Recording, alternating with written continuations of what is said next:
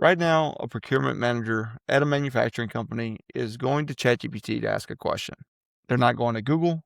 They're not going to ThomasNet. They're not going to a trade show directory. They're going to ChatGPT. And ChatGPT is about to give a short list of 3 to 5 suppliers with reasons why you should choose each one. If your company is not on that list, you're basically invisible in the entire buying process. So we're about to test out the search. I need a CNC manufacturer in the Midwest with AS9100 certification for aerospace parts capable of low volume runs under 500 units. Who should I look at and what should I evaluate them on? So that is the search term. I am in Louisiana, so I'm not in the Midwest. So this is an unbiased search. In a second, we're going to hit this and see what pops up. Here's the reason this is important. In 2023, 12% of B2B buyers were using AI to figure out where they wanted to purchase from. By 2025, that number jumped to 70% of buyers. And now here in 2026, the early data looks like about 73% of buyers under the age of 45 are using ChatGPT, Perplexity, or Claude to start the buyer search. If you're not there, then you're not getting a chance at that business. Okay, so let's test this out. Let's see what happens here. So again, fresh chat, and let's see what they suggest. So you'll see it's going to search the web. We also know that it's going to use the training data. So it's using a combination of both of those to come up with these answers. So it reiterates what I'm looking for here. It talks about the certification, talks about the aerospace, the CNC work. And then here's the shops I'd put on the RFQ list. It gives a bigger list than usual. I think I said 3 to 5 that's the typical. This one actually spread it out and gave a lot more, but it's hitting these businesses here, and you'll see that this looks and feels a lot like Google Business Profile. Like it looks like you go to Google and they give you, the map with the places on the map, and it gives you the ratings and the phone number, the website.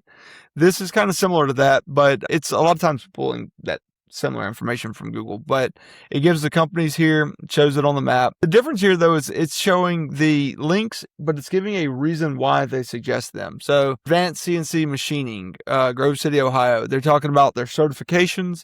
They're saying that they have specific type of capabilities and they look like a strong candidate. So they're saying at the top of the list, these guys are who we recommend. You'll see the second one here, the FC Precision. They give all this, and then they're showing you, okay, they're citing their website here to make that assumption. You'll kind of get down, and a lot of these are actually using the website for citations, which is good. A lot of times that'll be something that's not that company's website related. Like it could be something from ThomasNet. It could be something from a review platform. It just depends. But as we scroll down, it's even, reiterating again for a 25 to 500 piece aerospace job. We didn't even give it that context. It just inferred when we said, smaller batch, that's what we meant. It's saying here now what I'd evaluate. It's now giving the buyer more ideas on how to figure out who the right vendor is for what they're looking for, which is crazy, which is way different than what Google is. It's saying this is the kind of things you should ask for. This is the kind of things you should look for. But what this is also doing is it's giving you a guide of how ChatGPT figured out who they wanted to recommend. So this list is basically the blueprint of information that they looked for in order to create this list above of companies. So first off, they got to be certified. So they look for that certification. Then they say the low volume fit, the similar parts. It's using this kind of context. This is the fan out thing where it's a lot of mini searches that are involved in this one bigger search. This is the type of stuff they were looking for in order to recommend a business. It gives another little summary down here. And then it also gives the ability to keep asking questions. Well, why do you recommend this one? Or this is exactly what I'm looking for. And it'll keep narrowing down that list more and more. So let's try that.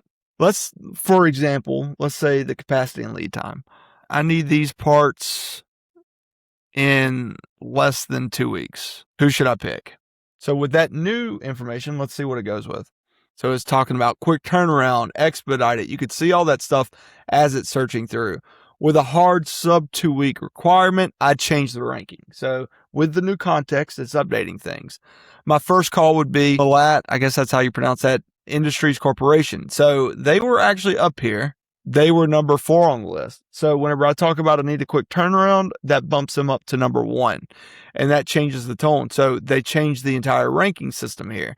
But now it gave 3 other people, and that's it. So it narrowed down that big list of about 10 folks down to 4 companies.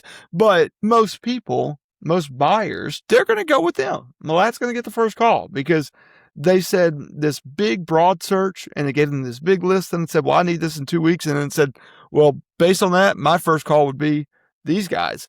That's different than Google. That's different than you clicking a link and going through to a website and reading about their capabilities than reading about their turnaround times. ChatGPT, answer this. Most buyers are going to think, oh, well, that's the correct answer. I'm going to give them a call. Now they give them a call.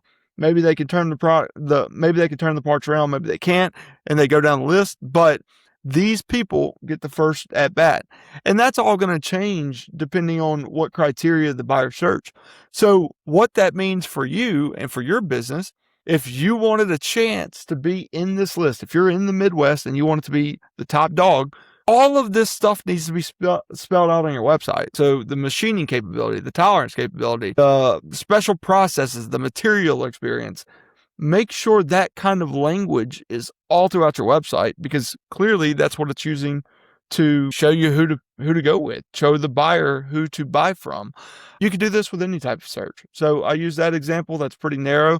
Go broad, go more narrow, figure out what ChatGPT is recommending. Overall, this is the best way to figure out what type of information goes on your website.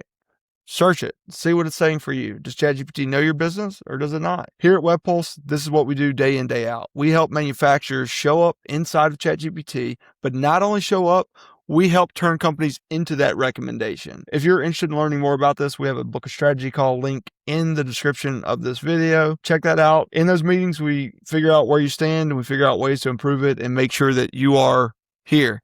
This is the future of search. On the outside, I told you the numbers, they're going to only increase. Google's rolling out the AI summaries pretty soon. Being visible inside of AI is the only thing that's going to matter for manufacturing companies trying to sell online. The entire buyer journey is going to start happening here.